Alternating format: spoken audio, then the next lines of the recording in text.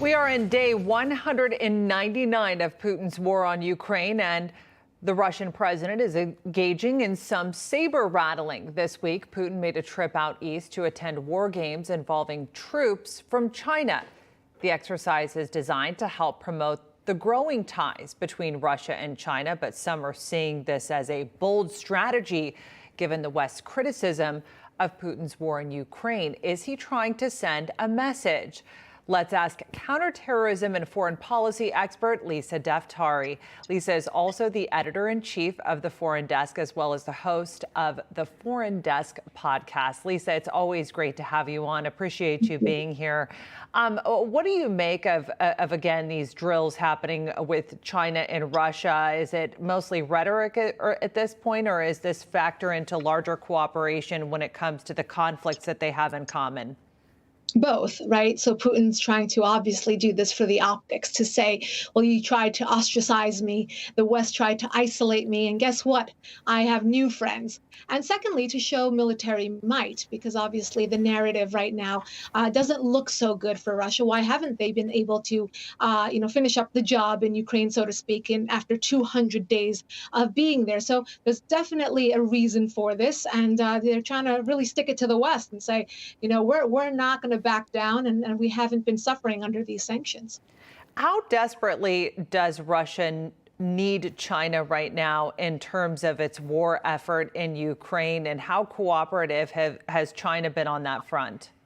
Yeah, well, China is an equal opportunity opportunist, as I always say, meaning they have not condemned Russia going into the Ukraine, but they also are, willing to partner with them whenever they can. So they're willing to take any friends that come their way.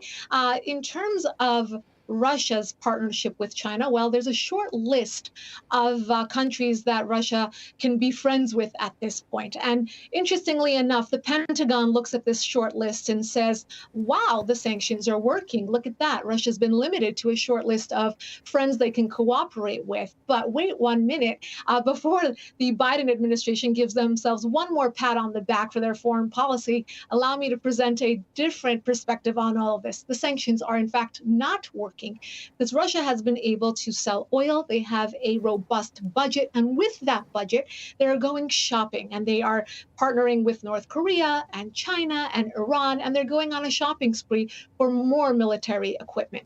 Yeah, and as you touched on, China right now isn't the only ally that Putin has been seeking. The New York Times, citing newly declassified U.S. intelligence that says Russia could be planning to purchase millions of artillery rounds from North Korea. It could be a sign that global sanctions are stifling Russia's ability to keep itself armed. But again, to your previous point, should the world be worried about a potential alliance here when it comes to Russia and North Korea?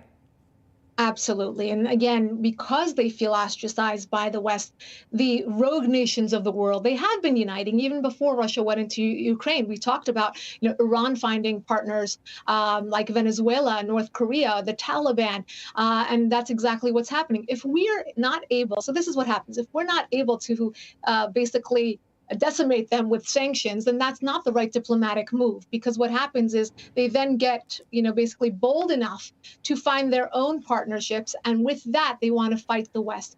This has happened, for decades in terms of wrong calculation on the Western foreign policy to say that, well, the rogue nations of the world, they have their own agendas and they therefore will not unite. This is exactly what we're seeing, rogue nations of the world, in fact, uniting. So in the case of Russia, which we're talking about right now, they're purchasing rockets and artillery from North Korea. They're purchasing drones from the Iranian regime. And of course, they are showing their very close collaboration with China. So these are, in fact, things to watch for. And again, for the part of Russia, they want to show that we do, in fact, have the military might. And look at us. We found new friends if you're going to sanction us and isolate us.